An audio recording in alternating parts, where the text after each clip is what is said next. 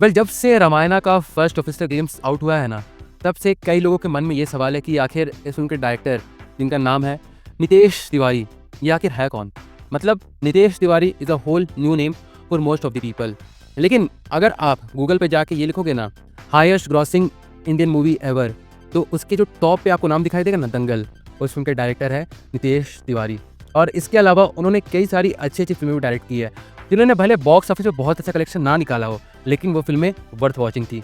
चाहे वो उनकी पहली फिल्म चिल्लर पार्टी हो, या फिर भूतनाथ रिटर्न्स हो, या फिर उनकी आगे आने वाली फिल्में थी जो दंगल के बाद आई थी, जैसे छिछोरे हो, और even Varun Dhawan and Janhvi Kapoor starrer Bawaal हो। उन्होंने कई सारी अच्छी अच्छी फिल्में डायरेक्ट की है, लेकिन उसके बावजूद भी मैक्सिमम लोग इन्हें नहीं जानते हैं। और भले बहुत लोगों ने अभी ये नाम तो सुना होगा, लेकिन उसके बावजूद भी बहुत लोग इन्हें बाय फेस नहीं पहचानते हैं। और मे भी इसी तरीके के इन्वायरमेंट में नितेश तिवारी रहना भी चाहते हैं, क्योंकि उन्होंने भले दंगल के सक्सेस के बाद हो या फिर छिछोरे मूवी की सक्सेस के बाद हो, उन्होंने खुद को लाइमलाइट से काफ़ी दूरी रखा है। और अगर देखा जाए तो एक तरफ हो गए हमारे नितेश तिवारी, अब दूसरी तरफ हम आते हैं एस राजामौली की तरफ। तो देखो, अगर इंडियन सिनेमा को नेक्स्ट लेवल तक पहुंचाने का काम किसी डायरेक्टर ने किया था ना रिसेंट टाइम्स में, तो वो है एस राजामौली सर ही। क्योंकि बिफोर बाहुबली जो इंडियन सिनेमा थी ना, उसके टॉप पे बॉलीवुड ही था, और बहुत सारे साउथ इंडियन के जो एक्टर्स थे ना, वो बॉलीवुड में काम करने के लिए इन अ वे तरसते थे। But after the huge and humongous success of Baahubali chapter 1 and Baahubali chapter 2, Rajamouli ने इस पूरे डायनामिक्स को चेंज करके रख दिया। जहाँ पर एक वक्त पे पैन इंडिया फिल्म बनाने का सपना हर कोई देखा करता था, लेकिन उस चीज़ को अचीव कोई कर नहीं पाता था। उस चीज़ को भी एस राजामौली ने बाहुबली फिल्म के साथ टोटली चेंज कर दिया था। और देखो, जब कोई डायरेक्टर अपने पीक पे जाके एक कोई ऐसी मूवी डिलीवर कर देता है ना, तो ज़्यादातर उम्मीद उस डायरेक्टर से ऐसी होती है ना कि इसके बाद तो वो डायरेक्टर इस लेवल को टच कर ही नहीं पाएगा। लेकिन एस राजामौली ने इस चीज़ को भी पूरी तरीके से गलत साबित कर दिया था, क्योंकि इसके बाद मतलब बाहुबली चैप्टर 2 के बाद उनकी जो अगली फिल्म आई थी, जिसका नाम था RRR, उसने केवल इंडिया में नहीं बल्कि ग्लोबली अलग अलग रिकॉर्ड्स को हासिल किया। And who can forget the legendary Oscar for the song Naatu Naatu. और उसके अलावा जिस तरीके की हाइप इस पार्टिकुलर इंडियन फिल्म ने, या फिर कह सकते हैं इस पार्टिकुलर तेलुगु लैंग्वेज की फिल्म ने जो क्रिएट किया था ना, वो इंडिया के बड़े बड़े एक्टर्स भी नहीं कर पाते हैं आज के वक्त पे भी। And here you go S Rajamouli, the most popular Indian director currently, and also the most reliable director as well when it comes to delivering blockbuster.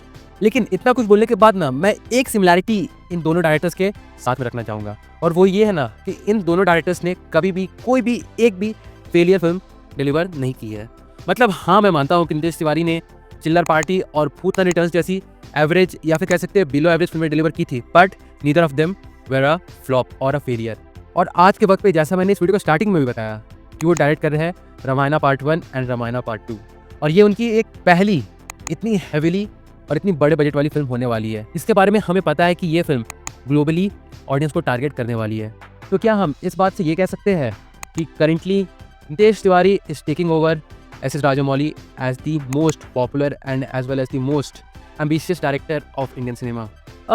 Well, इसका जवाब इतना आसान नहीं है, क्योंकि देखो, जब भी हम बात करते हैं एस राजामौली सर की ना, तो उन्होंने जिस तरह की स्पेक्ट्रम की मूवीज डायरेक्ट की है ना, वो लिटरली पूरे पैन इंडिया में किसी और डायरेक्टर के साथ सोचना नियरली इम्पॉसिबल है। चलो हाँ, मैं मानता हूँ कि उन्होंने छत्रपति जैसी मूवी डायरेक्ट की थी विद प्रभास, जो कि एक एक्शन फिल्म थी, और वैसी फिल्म हम एक्सपेक्ट कर सकते हैं। उसके बाद उन्होंने एक पीरियड ड्रामा फिल्म डायरेक्ट की मगधीरा, जिसमें उन्होंने एक्शन का तड़का तो रखा ही, लेकिन ये फिल्म एक अलग जॉनर की फिल्म थी। फिर उसके बाद उन्होंने डायरेक्ट की ईगा, जिसे हिंदी में हम जानते हैं मक्खी फिल्म के नाम से। और इस फिल्म की स्टोरी जितनी वाइल्ड लगती है ना, उससे भी ज़्यादा वाइल्ड ये सोचने में लगता है कि आखिर इस फिल्म के लिए एस राजामौली सर ने प्रोड्यूसर्स को किस तरीके से कन्विंस किया होगा कि मतलब एक आदमी है जो मर चुका है एंड एक मक्खी के तौर पे रीइंकार्नेट होता है, और वो बदला लेना चाहता है।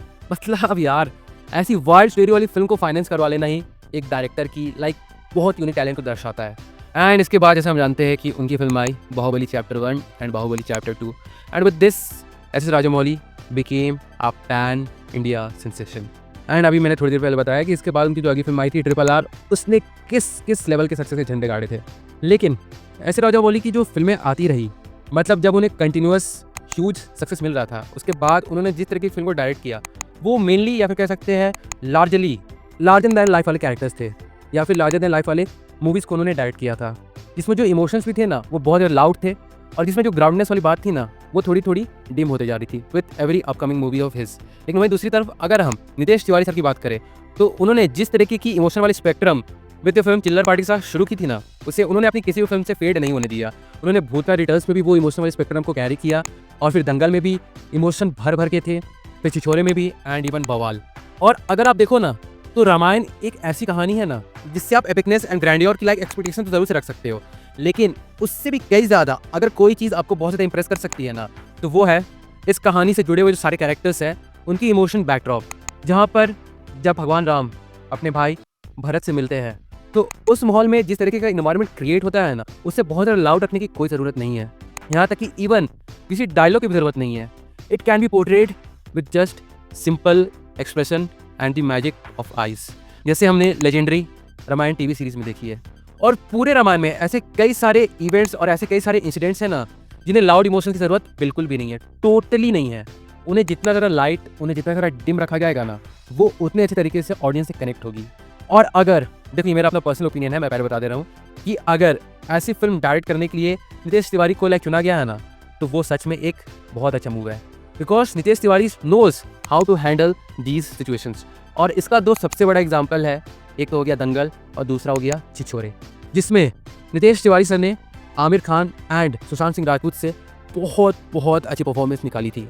एंड माइंड यू, जैसे मैंने पहले कहा, इन दोनों फिल्मों में जो इमोशंस थे वो लाउड बिल्कुल नहीं थे।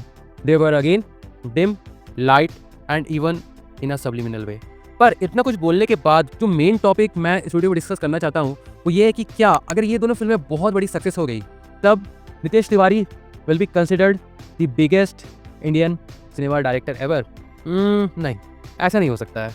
क्योंकि देखो, अगर हम केवल स्टैट्स की भी बात करें ना, तो still S S Rajamouli is way way way ahead of Nitesh Tiwari.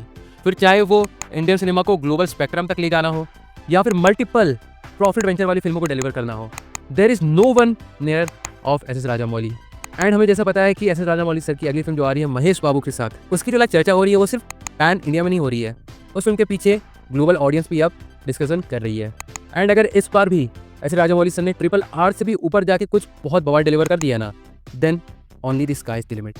And so yes, अगर कंक्लूड किया जाए तो मैं ज़रूर से कह सकता हूँ कि हाँ, there is no doubt that S S Rajamouli is the bigger director when compare to Nitesh Tiwari or any other Indian film director. Well, मेरे इस बात को सुनने के बाद कई लोग ये भी कह सकते हैं कि हमने इंडियन सिनेमा में ऐसे कई और बेहतरीन डायरेक्टर्स देखे हैं जिनकी artistic value S S Rajamouli sir से कई करोड़ों गुना ज़्यादा है। और मे बी मैं उस बारे में भी कभी ज़रूर से एक वीडियो बनाऊंगा। But for the time being, जिस तरीके की डिस्कशन इस वीडियो में होनी चाहिए थी वो मैंने तकरीबन कर दी है। एंड जिसके कंक्लूडिंग पार्ट्स में भी मैंने बता दिया है कि why and how S S Rajamouli is the bigger director than Nitesh Tiwari. Well, फिर भी चलिए, ये तो मेरा अपना एक पर्सनल ओपिनियन है इस पार्टिकुलर टॉपिक को लेके। अगर इस बारे में आपके भी कोई थॉट्स है या फिर आप भी कुछ कहना चाहते हो या फिर आपके कोई स्ट्रॉन्ग ओपिनियन है जो मेरे कंक्लूडिंग पार्ट से टोटली डिफरेंट है, तो उसे भी आप कमेंट करके जरूर से बता सकते हो। मैं ज़रूर से जानना चाहूँगा कि इस बारे में आपका क्या कहना है। So do comment your views as well. और हाँ, बाकी फिर चलिए मिलते हैं बहुत जल्द एक और नए वीडियो के साथ। तब तक के लिए बाय।